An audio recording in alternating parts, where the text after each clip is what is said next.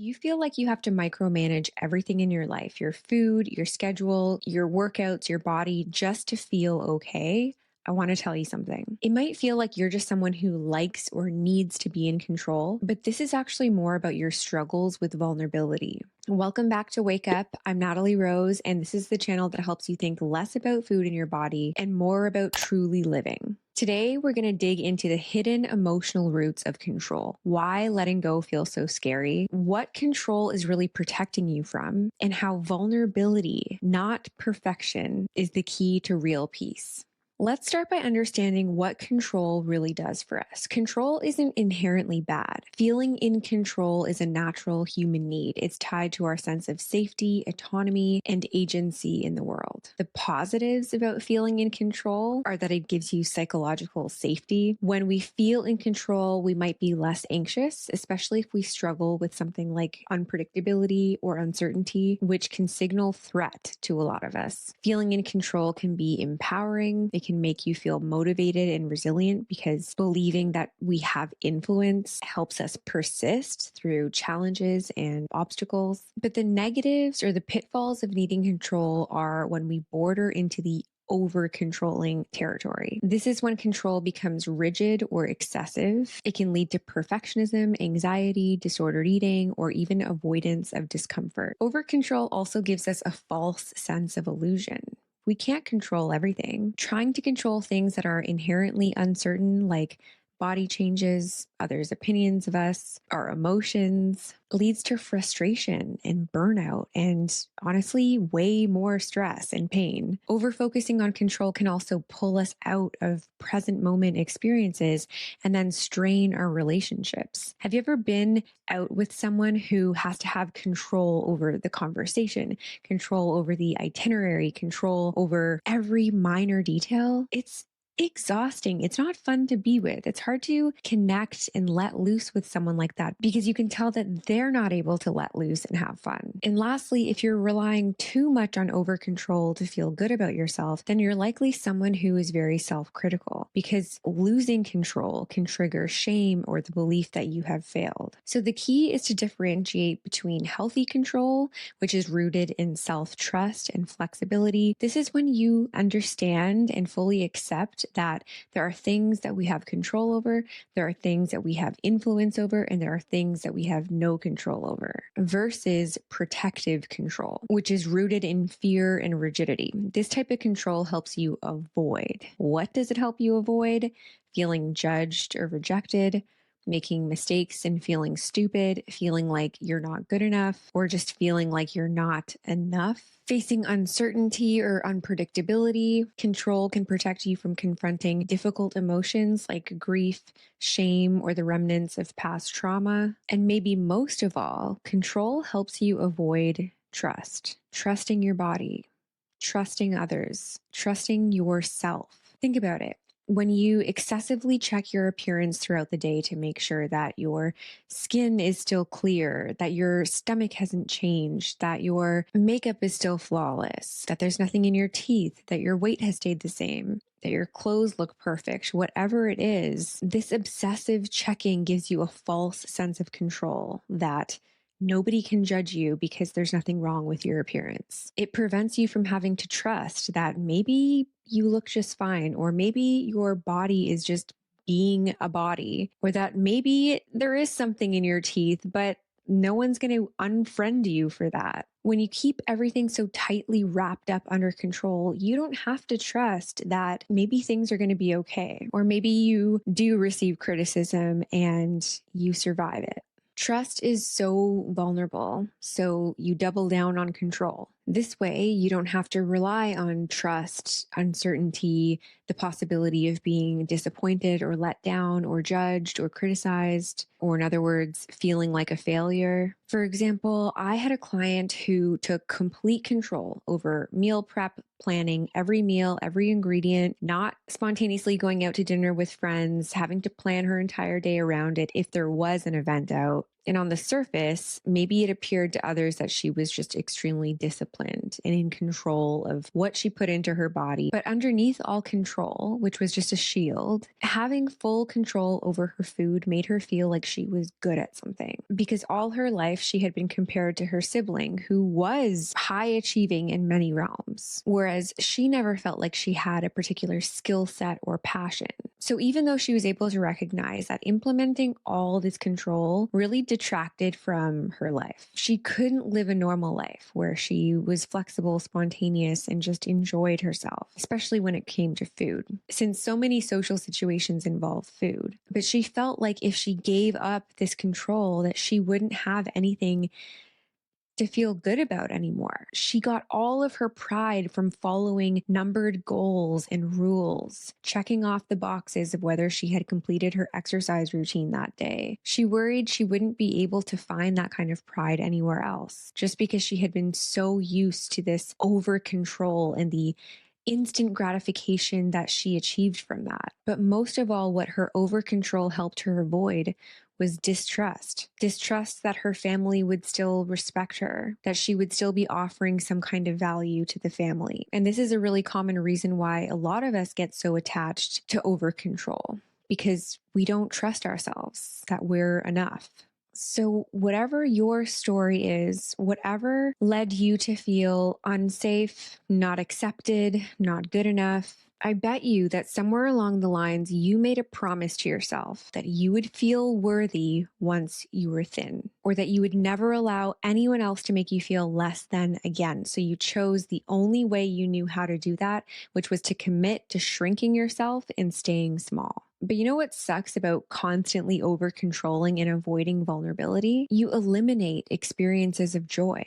And this is often why when we reach our weight loss goals, it never feels good enough, because deep down, the methods that helped us get there also ensured that we weren't able to experience joy, spontaneity, and true connection. And that's just not a healthy way to live. And here's the irony. The more you try to control, the less in control you feel. Control starts to backfire in a few ways. One, you feel exhausted and isolated because micromanaging everything is depleting. You become hypervigilant. You're always on edge, scanning for threats. You disconnect from your body because you're not listening, you're managing. So you inherently lose trust with your body's signals, its communication, which causes you to rely on control even more. And worst of all, you're chasing safety, but you're never at peace. It's also a very lonely place to be because an over controller can push people away. One of my clients used to struggle with relaxing. Every time she thought she was relaxing on vacation, at dinner with friends, her mind was still micromanaging. What did I eat today? How much will I need to move tomorrow? And when you're not present, people can feel that, because our body language signals what we're feeling to others. Our body language is a powerful communicator. And if others pick up on body language that is disconnected or distant, they're not going to feel very connected to you. It's hard for them to connect with you if you seem disconnected. This is something that plagued me for most of my life, especially having had undiagnosed ADHD. I just assumed that people didn't like me or that I was boring, which pushed me further into disordered eating and this need to control my food and my appearance to give me some kind of false sense of self-esteem. And that didn't work out so well. So what's the alternative? Vulnerability. Vulnerability isn't weakness. It is definitely an emotional risk, but it's also the birthplace of connection, growth, and freedom. You build trust with yourself not by perfecting control, but by surviving the imperfect. A huge growth moment for another client of mine happened when she realized that her attempts to control her weight were all about avoiding a core belief that she was too much. In her family, she had always been labeled the emotional one, and her family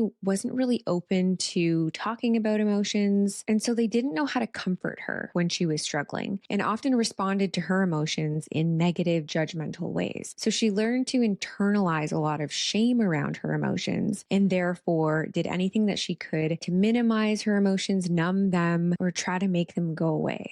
And as a result, never getting her emotional needs met. And one of the ways that she learned to numb her feelings was through restricting her food and being preoccupied with her body image and her weight. And so through our work together, as we explored what emotions are, what their functions are, different personality types like over-controlled and under-controlled, in other words, like type A and type B, as some people call it, she was able to start to normalize her feelings. And we worked together on developing healthy ways of expressing her emotions and managing them so that she no longer felt ashamed of them or like she had to numb them or avoid them. This ultimately led to self-compassion and her freedom to be herself, even if that means she's vulnerable to being judged, because we all are. That's something that we can't really avoid. Most of all, her being able to manage her own emotions meant that she no longer had to rely on disordered eating or the obsession with her body to feel good about herself. Being yourself is vulnerable, and learning how to reconnect with your authentic self is the key to breaking free from toxic over control. So let's talk about where to go from here. Here are some simple but powerful steps that you can take to start shifting from over control to resilience. Number one, I want you to think about and name what emotions you are afraid of experiencing if you were to let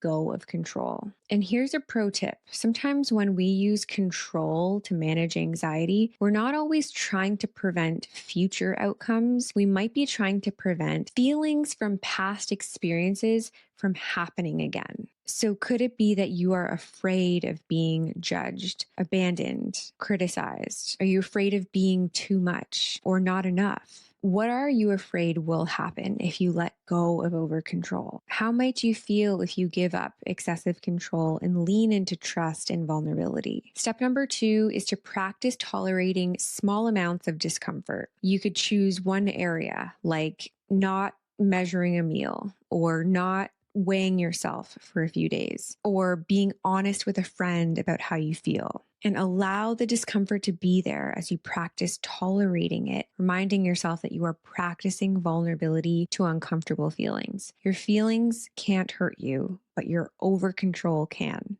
Number 3 is to always lean into or build community and ask for support. A huge sign of resilience is reaching out for support when we're struggling. Vulnerability thrives in safe spaces. So the more you can lean on people who are safe, who you can trust, or who you are building trust with, the smoother you will lean into being able to let go of control.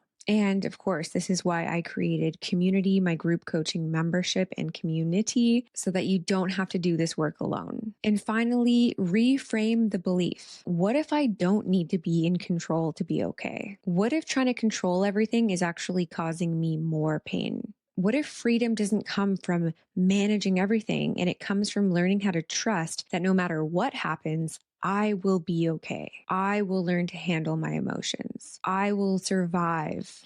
To summarize, control is a natural response to fear. And we all feel afraid sometimes. It's normal to be afraid of judgment. It's normal to be afraid of getting hurt. It's normal to be afraid of failing at something. It's normal to be afraid of not feeling good. But there are things in life that we can't fully control, like our emotions, changes that happen in and outside and to our body. People's opinions. These are things that we are just naturally vulnerable to as human beings. And the thing is that you're not alone. All humans are vulnerable to these things. So it shouldn't be shameful. It shouldn't be such a shameful experience to go through any of these hardships, because we're all in this together. And that's why connecting with people who have shared similar experiences than you can also help you lean away from over control, practice being vulnerable, and lean into accepting your authentic self. Embracing our vulnerability is the path to freedom. Being able to be with our feelings, to cope and regulate through them, to receive judgment and criticism and respond with a boundary or communication or in other ways that honor our worthiness. So don't let control prevent you from fully living or for being exposed to the full spectrum of emotions, which include joy, presence, and connection. If this episode spoke to you, please feel free to leave a comment, a review, or hit subscribe. I really appreciate your support and I'd love to connect more with you. Until next time, thank you for being here.